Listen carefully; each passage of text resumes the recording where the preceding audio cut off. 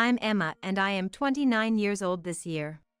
My husband Jake is the same age, and we've been married for 3 years.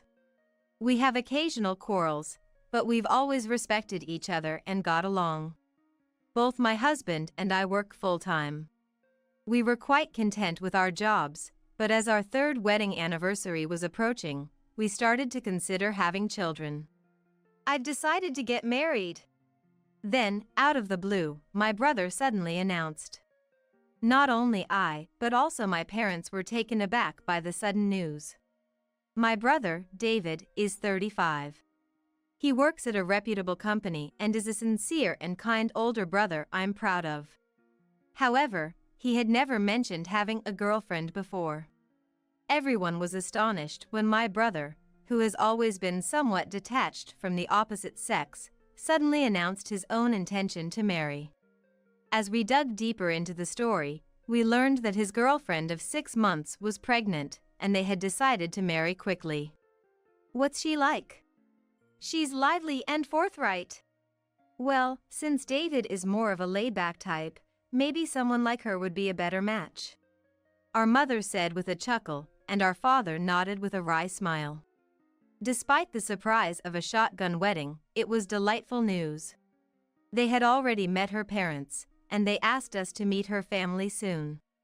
Can I come too? Of course. I'd appreciate it if you and Jake could come. David often visited my husband and me because they got along well. In fact, I think he enjoyed spending time with my husband more than me. I think Jake will be happy too. Congratulations on your wedding, brother. Thanks. David responded, blushing slightly as he smiled. His happiness seemed infectious, and I felt joy too.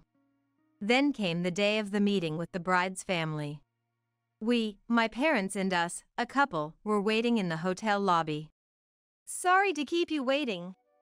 David arrived a little after the agreed-upon time, looking a bit flustered. A few minutes later, David's girlfriend and her parents arrived. Her name was Misty, who I had heard was 33, 2 years younger than my brother. In person, she looked even younger. Maybe it was because she was more beautiful and a bit flashier than I had imagined. My name is Misty. Nice to meet you, she said in a slightly nasal voice. Hearing her voice, my husband exclaimed, Huh? What's the matter? No, it's nothing, he replied after some thought, shaking his head. Despite his odd behavior, the meeting went smoothly. My husband's unusual demeanor was worrisome, but I turned to Misty when addressed. Emma, right? Let's get along, shall we? Yes, I hope we can be good friends too. With her warm smile, I found myself smiling back. Although I sensed something was off about my husband, I momentarily pushed that aside, relieved to see that my brother's wife-to-be seemed to be a pleasant person. However, I was soon to realize that my instinct about my husband was right. After their marriage registration, my brother announced they were planning to have a wedding ceremony. It was the fervent wish of his wife, he said. I understood their sentiment. It was a once-in-a-lifetime event. She was already pregnant, and my brother wanted to fulfill her wish, so they decided to hurry and hold the ceremony before her belly got too big. I was surprised when I heard they managed to secure a date for the ceremony a few months from now due to a cancellation. The couple decided to live in my brother's house, about an hour's drive from ours. One day, during a weekday off, the doorbell unexpectedly rang while I was home. Hello there. Misty? It was my brother's wife standing at the door. Aside from dropping off some items, she had never visited our house before. I came to visit. You're off today, aren't you? Leaving me bewildered, she boldly stepped into the house. I hurriedly followed her in, finding her curiously looking around the house. Is my brother? Of course he's at work. It's a weekday. That wasn't the point of my question. But she started talking before I could clarify. I'm just bored at home. You must be bored too, being home alone. Hey, I'm thirsty. Can you make me some tea? Feeling awkward, I went to prepare some tea, but when I came back, she had closed the windows and turned on the air conditioning. Tea is not good during pregnancy, right? I'm sorry, I don't have any caffeine-free options at home, only mineral water. Oh, well. It can't be helped. Sorry. For some reason, I found myself apologizing as I handed her the mineral water. She sipped it, glancing around the room with a small smile on her face. What a small house! Excuse me? Hey, I heard you guys didn't have a wedding, right? I was taken aback by the abrupt change in topic. We got married almost 3 years ago, and yes, we never had a ceremony. When we were discussing a wedding after getting married, the COVID-19 pandemic hit. Luckily, we hadn't made any reservations yet. We had a long discussion, including whether we should have a ceremony at all, and in the end, we decided not to. Neither of us was particular about having a wedding, and we agreed to save the money for our future home instead. We explained this to both sets of parents and appeased them by agreeing to have wedding photos taken. Well, we weren't in a position to have one when we got married. But you still haven't had one, right? We decided together. Well, I guess you have to say that, don't you? She let out a dramatic sigh, resting her cheek in her hand. There was a slight smirk on her face. Poor thing. Not even having a wedding ceremony. She exaggeratedly declared that, not giving me a chance to retort. It's not that we couldn't have a wedding ceremony, but she didn't give me a chance to interject. So small a home, and no wedding ceremony.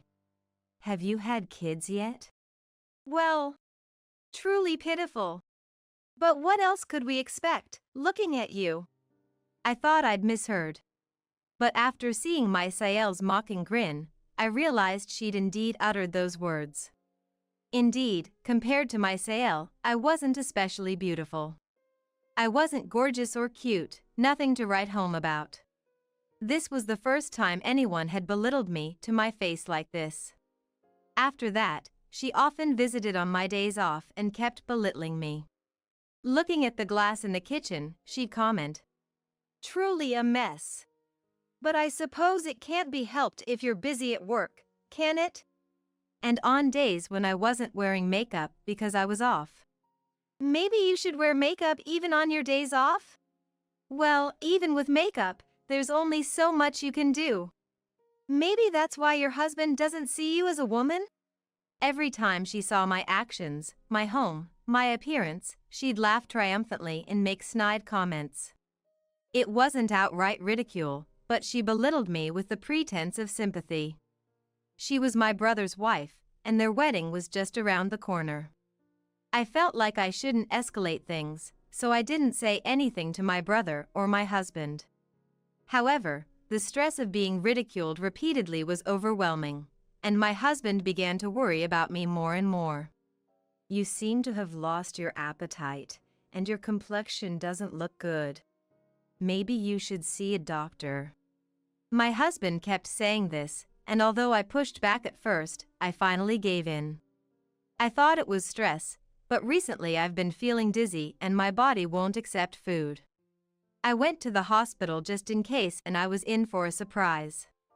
What's going on? Suddenly calling everyone together like this? My mother seemed uneasy because I had called my parents and my brother's family to our home. Looking at my mother's nervousness, my husband and I shared a small laugh. Actually, I'm pregnant. The first thing I thought when the doctor mentioned the possibility of pregnancy was, no way. I thought it was time to consider having children, but recently it was the last thing on my mind. What I thought was stress was actually morning sickness. Pregnant? Yes, I'm still in the early stages. Emma. Suddenly, my brother raised his voice and gave me and my husband next to me a strong hug. When I turned around in surprise, I saw that his eyes were filled with tears. Congratulations! I'm so happy, as if it were happening to me. Big brother. Seeing my brother's reaction made me tear up as well. My parents joined in crying, and afterwards we all shared a laugh. As we were all talking happily as a family, I suddenly felt a gaze on me. When I turned towards the gaze and gasped. My Asael was glaring at me with a scary expression. You know, Misty. After returning home, my husband started speaking with a hesitant look. I feel like she was glaring at you with a scary look. So my husband also saw her face. Afterwards, when my brother spoke to my Sael, she answered with a quickly constructed smile, so I thought I was the only one who saw it. Looking at my worried husband, I thought it might be better to keep quiet. Actually, ever since my brother got married, his wife often came over unannounced. And each time, she continued to make snide remarks. As I choked on my words, recalling the emotions of those moments, my husband quietly listened. So, I want to keep a distance for a while. I think I should keep my distance too. Yeah, but she might come over to our house all of a sudden. What should we do? What about going back to your parents' house for a while? My parents' house? Yeah, you've been struggling with morning sickness. Can you commute to work from there? If you do that, I'll feel relieved knowing you're at your parents' house. My husband reassures me, and I breathe a sigh of relief.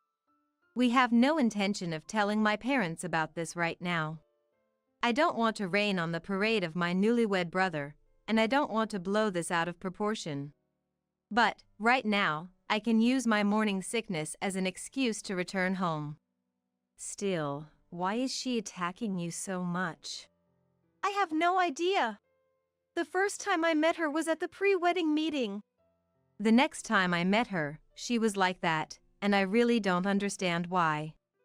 I feel like I've seen her before. Eh? Where? My husband had reacted strangely when we first met her. I can't be certain. Although he evades, he says he'd like to look into it if he can. A few days later, we were to learn a shocking truth.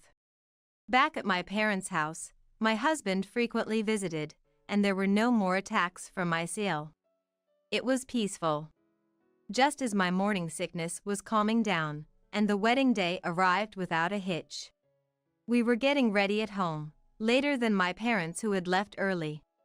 When we were about to leave, my Asael called. You've already prepared? Yes. We're about to head out. Sorry. We don't have a seat for you. Huh? My family and friends are coming today. I'd be embarrassed if they thought you were my family. So, don't come to the ceremony. What? You might dress up, but you know, with a background like yours, expectations are low. She was laughing on the other end of the phone. I'm the star of the day. You understand that, right? Does my brother know about this? Of course. He can't say no to me. Understood. But I'd like to talk after the ceremony. I'll consider it. Give me the gift later, okay? She hung up after having her say. My husband was looking puzzled at me, standing in stunned silence. Misty said, it would be embarrassing if I came to the wedding, so don't come. Tears started flowing as I spoke, unable to hold back. Are you serious? But it's my brother's wedding. And he agreed to it. As my husband comforted me by gently rubbing my back, he exhaled as if he had made up his mind. Let's investigate the facts and talk to David properly. David is not the kind of person who would tell you not to come to the wedding. My husband seemed quite angry. We also need to clarify that. It would be better for David as well. I understand. Thank you. 1 week after the wedding, my Asael came alone to the restaurant I had called her to. Huh? She seemed surprised not just to see me there. And it's understandable. It wasn't just my husband and me. My parents, my brother, and even her own parents were all there. Why? I didn't hear anything. Is there something going on today? Yes. You told me to hand over the gift, right? Really, it was a joke. Did you need to go to this extent? I have something to discuss before I hand it over. It seemed suspicious to her that no one else was speaking. Her gaze was frantically shifting around the room. Miss D, you worked for Sunrise Systems before your marriage, didn't you? And so what? Why did you quit? It's obvious, isn't it? I was getting married and having a baby. I thought my husband had accepted that, so why bring it up now? Accepted? I didn't say anything about her quitting, but to suddenly quit just because she's pregnant, without discussing it first. My brother sighed in exasperation. But that's old news, right? At that point, my husband chimed in. Actually, Sunrise Systems, where she worked, is a client of my company. They're almost like a subsidiary, so we get quite a bit of inside information. What? Seemingly at a loss for words, my CL fell silent as my husband spoke. I thought she looked familiar. She had an affair with a married supervisor at her workplace, felt uncomfortable, and quit, right? That's... Weren't your parents aware of that as well? As he looked at my silent in-laws, they let out a deep sigh. We apologize. She cried and said she was forced into the relationship by her boss. We believed her. We're really sorry. We thought it was all in the past. With heads bowed deeply, my Asael's parents apologized. What the hell? I was forced by my boss. That's what I said. It's all in the past now. Past? At the sound of my brother's voice, low as a rumble of thunder, my CL trembled. He sighed heavily and laid several photos out in front of everyone. How are you going to explain these? The photos showed my CL and a middle-aged man arm in arm, entering a hotel together. I was shocked to hear from my sister and her husband after the wedding that your affair with your old boss is still ongoing. Within only a week, my brother had gathered a lot of evidence. Right after the wedding, we consulted with my brother about my CL, passing on all the information we had. We told him that we had been uninvited from the wedding, that she had been nasty to us long before that, and that she had quit her job due to an affair.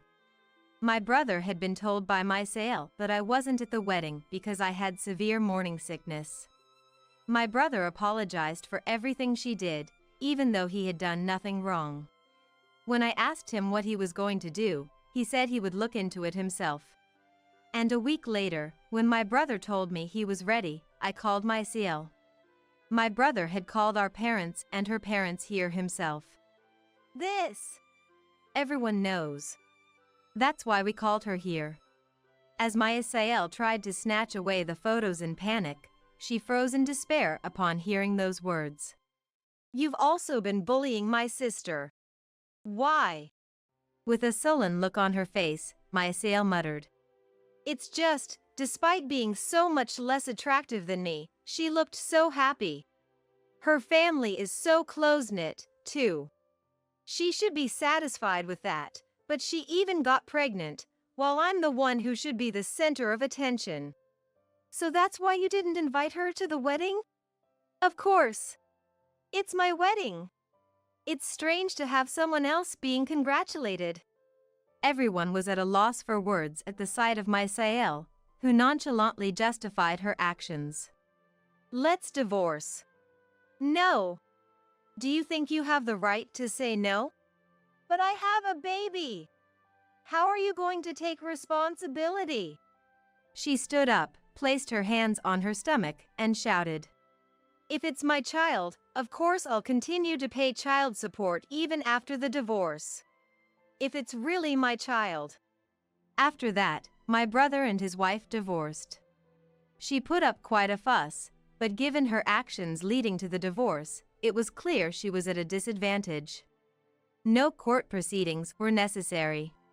When she was told she'd be legally accountable for a reasonable sum of money if they went to court, she conceded for a smaller amount.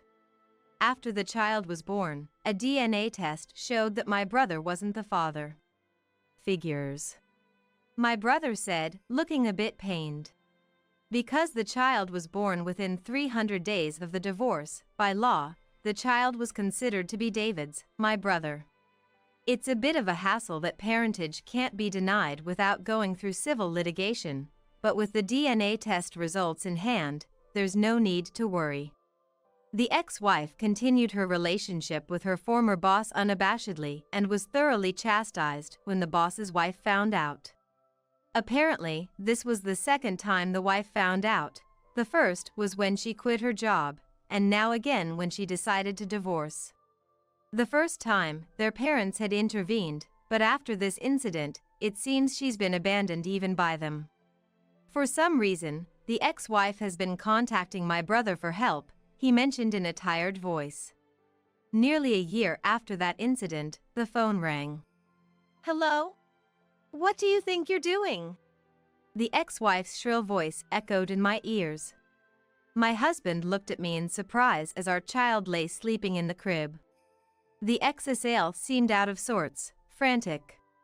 It's your fault for never picking up, no matter how many times I've called. You've made me miserable, so I'm going to make you miserable too, she screamed over and over. Your current situation is your own making. Shut up! I won't be satisfied until you've gone through the same. If you keep playing dead, I'll burn down this entire apartment. I paled at the ex-wife's threats. My husband, who had been listening beside me, immediately reported it to the police. Then, the ex-wife was arrested. The police arrived in time to prevent arson, but since she couldn't get into our house, she had damaged our door and windows, seemingly caught in the act of vandalism. After that, fearing the ex-wife's stalking behavior, we decided to go ahead with our long-planned home build and moved there. We no longer live in the apartment the ex-wife knew about. That, at least, was a relief. We got busy with things like child-rearing, but we're leading a lively and enjoyable life. My brother comes to visit and plays with our child. Apparently, my brother has someone he likes recently, and occasionally he consults with my husband and me, blushing a bit. Let us meet her before you decide to get married this time, okay? I joked, to which my brother responded with a wry smile, saying, I'm counting on it. Hello. Hope we're not disturbing. Suddenly, the living room door opened, and in came my husband's colleague, Miller. Following him, about 4 others entered one after another, with my husband, Kevin, trailing behind them with a crude smile. Sorry, but what's going on here? Today's a barbecue with friends. Hurry up and buy some meat and beer. Kevin, who had established a habit of talking down to me, said this to me. It seems like birds of a feather flocked together, as Kevin's friends were also directing crude smiles our way. I was furious. I'm actually about to go on a trip, so that's not possible. What? Kevin's face filled with anger, as if embarrassed in front of his friends. Normally, I would panic and comply upon seeing that look on his face, but now, completely out of patience, I couldn't care less about Kevin's mood. Just make sure you're careful with fire, okay? Hey! I ignored them all and left the house. However, a few hours later, I received a call while on my trip that my husband had been taken into police custody. What on earth did he do?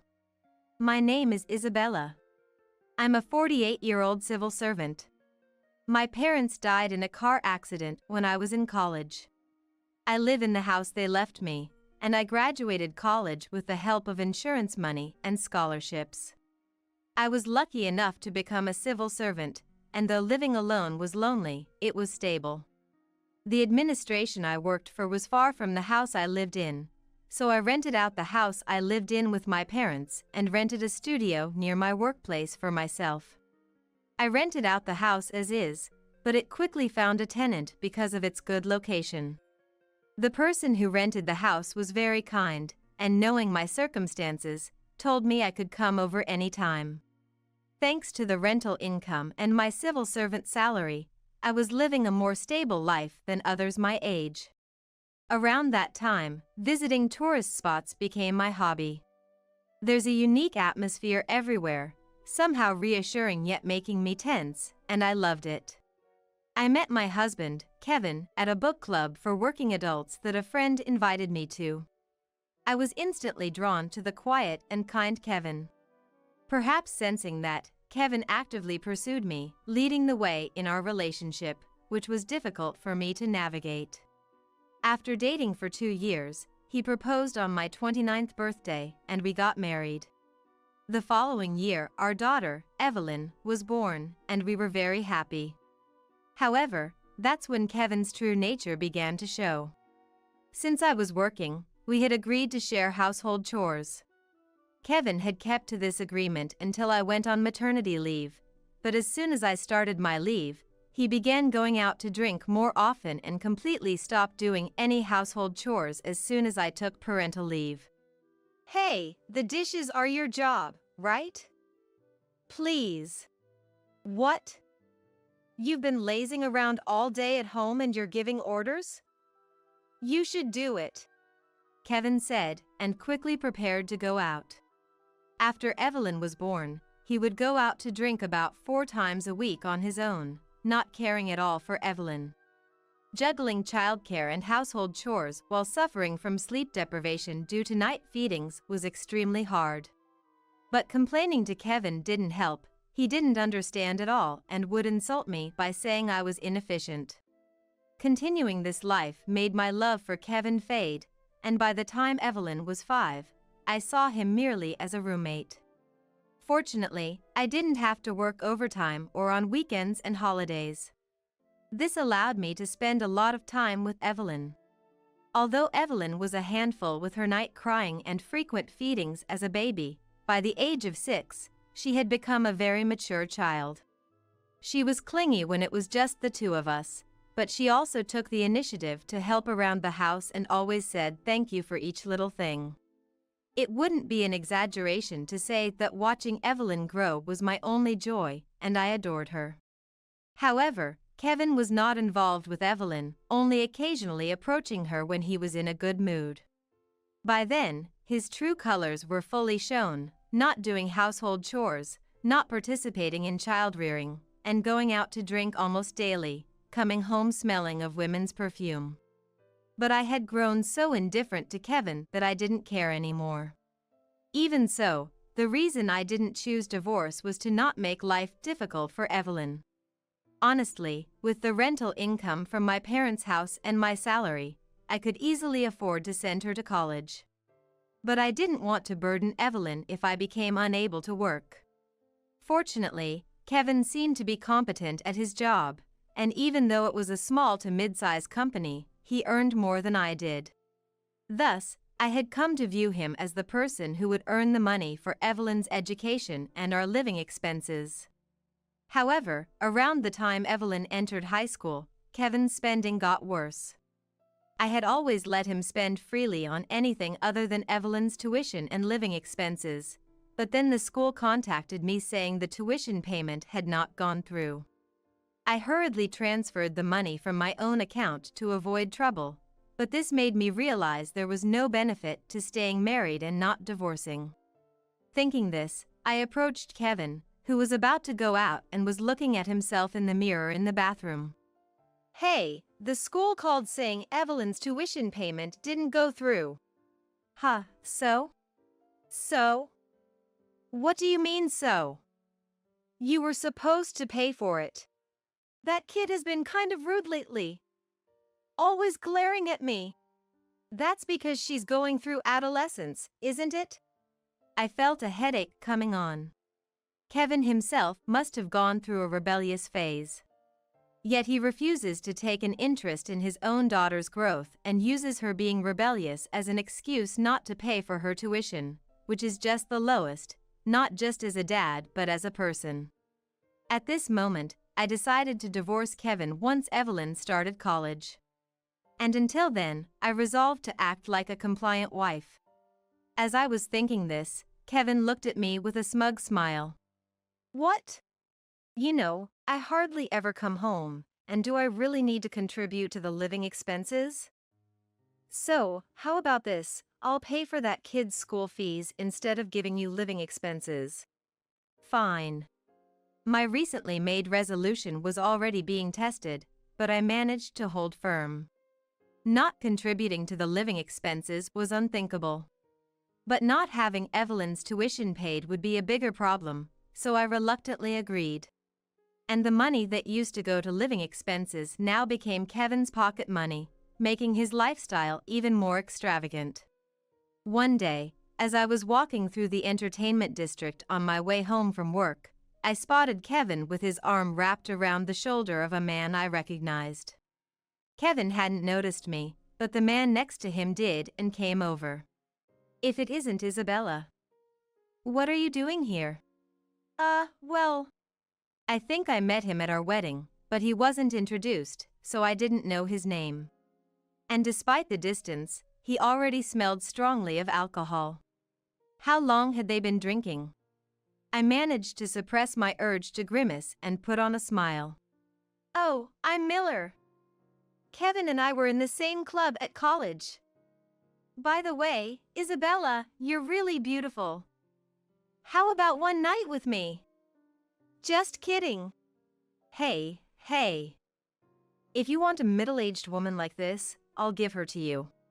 More than Miller's frivolous words, I was shocked by Kevin's words. Even if he was drunk, those were not words to be uttered in front of his wife. Really? Maybe I'll book a hotel next time then. I'll pass. I'm in a hurry, so I'll be going. A chill ran down my spine, and I quickly left the scene. I could hear Miller and Kevin saying something behind me, but I ignored it all. That night, Kevin, who seemed to have come home in the middle of the night, didn't even remember seeing me the next morning. When I asked about Miller, Kevin bragged about how he had started some profitable business recently and that he had gone to hear about it yesterday. Don't come begging for money when I become rich, okay? I responded lightly to his buoyant words. As long as Evelyn's tuition was paid, I had no expectations from Kevin anymore. However, a decisive incident would occur a little after Evelyn started college. It happened on the day I was planning to take a solo trip, intending to use up my accumulated paid leave. After gathering everything at the entrance, I took a break. Kevin had left in a happy mood that morning, so I had sent him a message just in case. He had read it, so I felt I had done my duty, and I sipped my tea.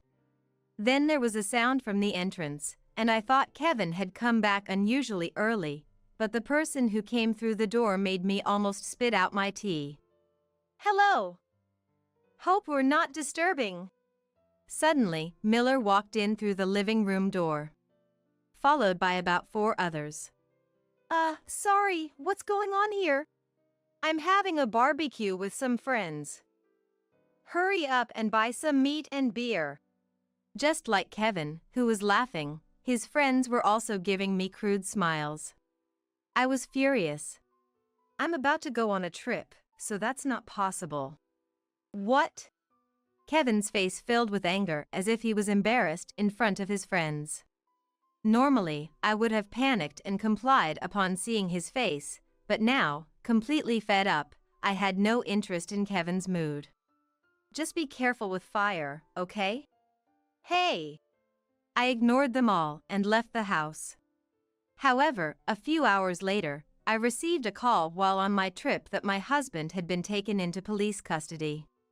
What on earth did he do? The call from the police was for identification, and they said I didn't need to come to the station right away. Apparently, they asked Kevin if he could prepare clothes for staying in the detention center because the interrogation might take a while, and he gave them my name and contact details. We could lend some and bill you later. Oh, that's fine. Please make him pay for it. Understood. We'll contact you if there's anything else. Yes, please do. It seems the reason for being taken into police custody was attempting to forcibly bring a woman who was walking outside while drunk into his home. It was a red-handed arrest, and there was no room for excuses, and he would likely be charged. Miller was facing other charges, and there was a possibility that Kevin was involved as well. Hearing that, I sat down on the spot. It was good that I had arrived at my destination. I cried. Then, coffee was placed on the table in front of me. Mom, are you okay? What happened? Actually, the place I was traveling to was the area where Evelyn's university is located, and I was going to stay at Evelyn's place during my trip. The call from the police came just as I was about to take a break after arriving at Evelyn's place. Dad's been arrested by the police. The reason is a bit. It's okay. Tell me when you've calmed down.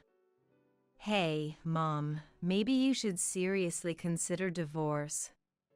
You've been enduring for my sake, right? I ranked first in my class this time.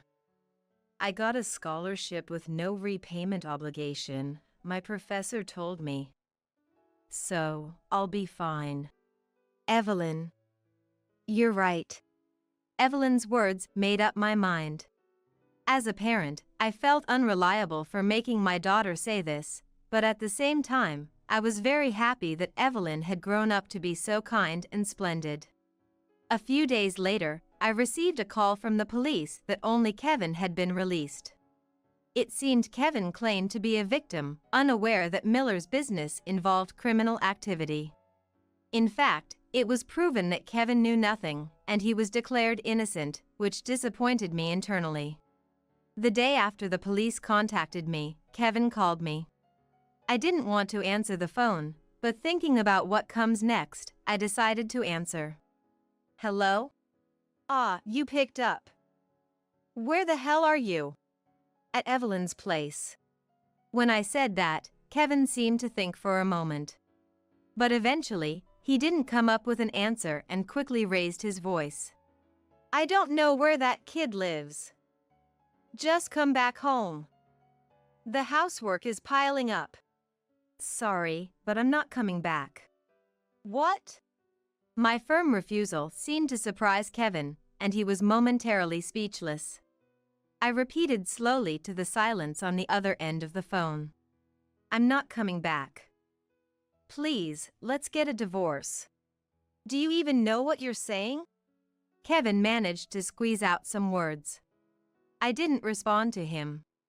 Then, simultaneously, I heard the sound of a mobile phone being dropped on the other end.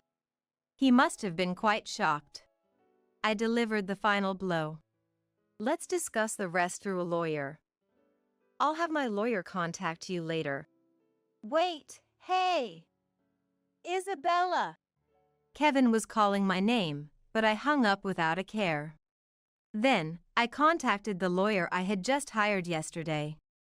It seemed the lawyer had reached out to Kevin immediately, as I received multiple calls from Kevin, all of which I ignored. I then contacted my workplace. I had already been considering early retirement, but I took this as an opportunity to resign and decided to live near Evelyn. Fortunately, I had an inheritance left by my parents and a steady income from renting out my family home. Additionally, I would receive a severance package, so living on my own wouldn't be an issue. Since it would take about 2 months to finalize my resignation, I rented a short-term apartment near my workplace to wrap up my job. I commuted from there and completed the handovers and other work. During this time, Kevin called me multiple times, but I had my lawyer handle all communications. Kevin was adamant about not wanting a divorce, and despite hearing how much he had hurt me, I didn't do it. It's all a misunderstanding. He kept insisting. Reluctantly, I agreed to a meeting. It was challenging to even set a date, but 3 weeks after proposing the meeting, we finally scheduled it, and I prepared myself for a major confrontation. On the day of the meeting, the person who showed up at the meeting place was a completely sullen middle-aged man. I'm not going to divorce. I was just deceived. I'm not at fault. Let's sit down and talk about it. I responded dispassionately to Kevin's remarks and entered the restaurant ahead of him. The high-end restaurant, designed with separate rooms for each table, was where Kevin and I had celebrated our engagement with a meal. Do you remember this place? Huh? Kevin's response extinguished the last bit of sentiment I had left. Even after everything, we were once committed to spending a lifetime together. I had hoped that remembering this place might lead to a more amicable discussion, but my consideration was in vain. Let's start the discussion. At my cue, the lawyer beside me took out several documents. They contained evidence of Kevin's actions and infidelity, as well as details about the dubious business he was involved in with Miller. Kevin looked over them with annoyance, then sighed. If you have complaints, say them directly. Sneaky woman. These are not complaints, but facts needed for our discussion. Kevin seemed to become even more irritated upon hearing this. Still, I was unwavering. However, when a new document was presented, Kevin's complexion changed. Hey, this is... Oh, didn't you know? The document included a photo of a woman in a wedding dress and her husband, smiling happily. Kevin paled at the sight of the two. The woman you're currently having an affair with, she's your boss's wife, right? No way!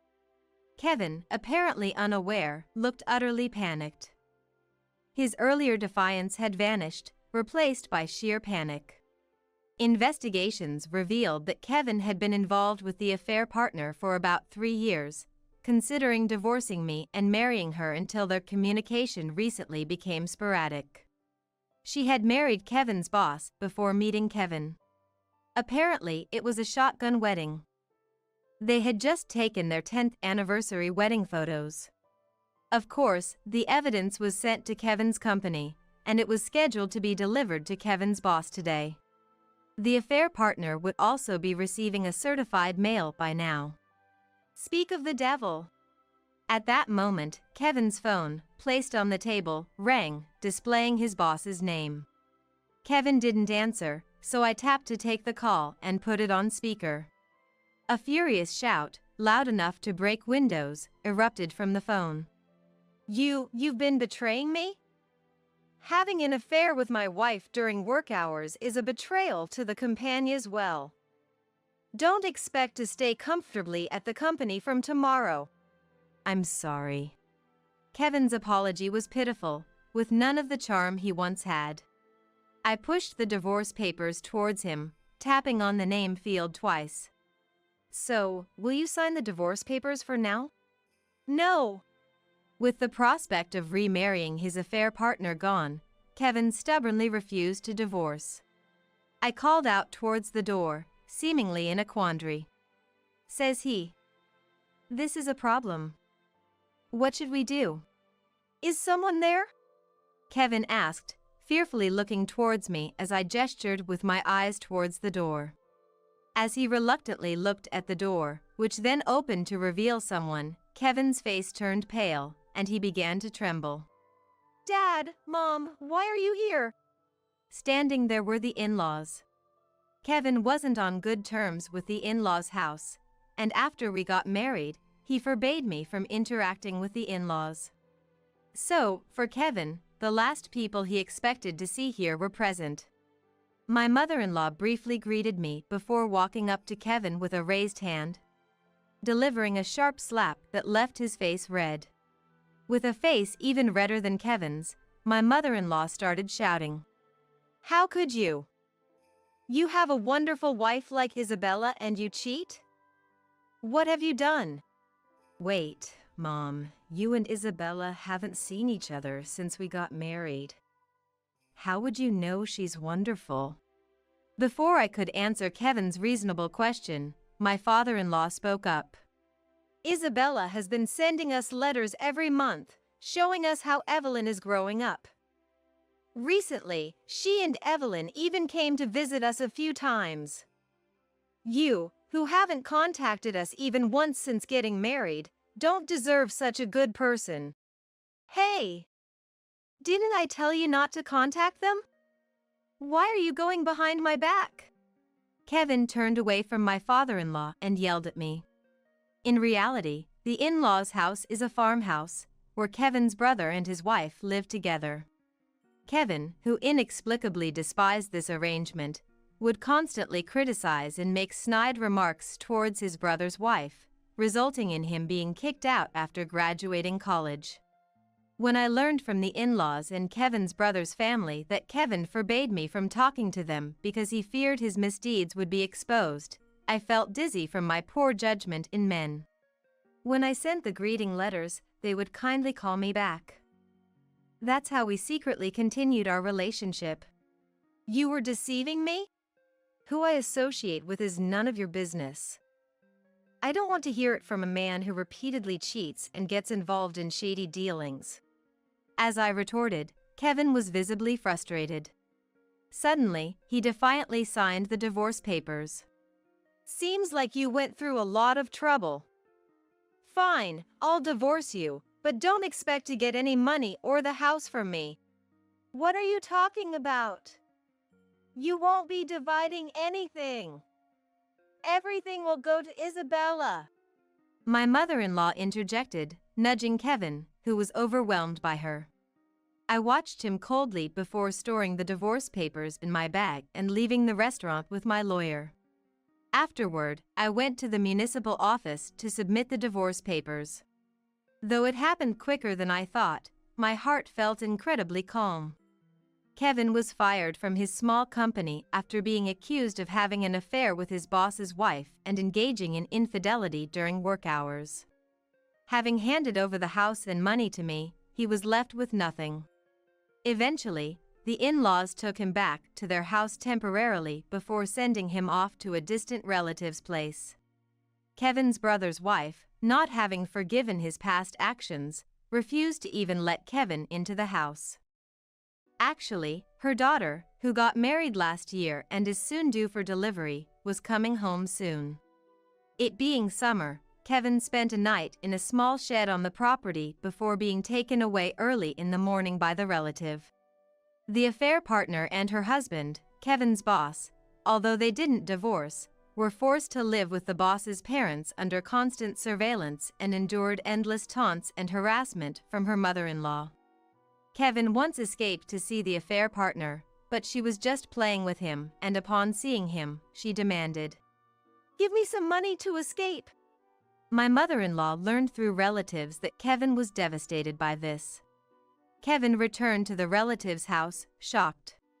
Now, Kevin works non-stop, and even on his rare days off, he can't go out satisfactorily due to the relative's surveillance. I continue to maintain a relationship with the in-laws as Evelyn's grandparents. My brother-in-law's family are great people, and we enjoy meals together during events, and I feel like I have gained a new family. Evelyn was a bit upset about being left out, but was very happy about the divorce.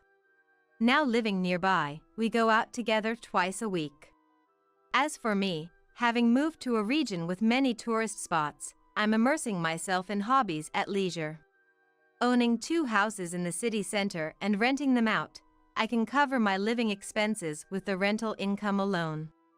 So, the severance pay, remaining insurance money, and the settlement from Kevin's divorce are freely used for Evelyn's college expenses, my hobbies, and travel. I often think I should have divorced sooner, enjoying such a leisurely life. Well, shall we go? Holding the plane ticket Evelyn gave me for my birthday, I set off on a trip.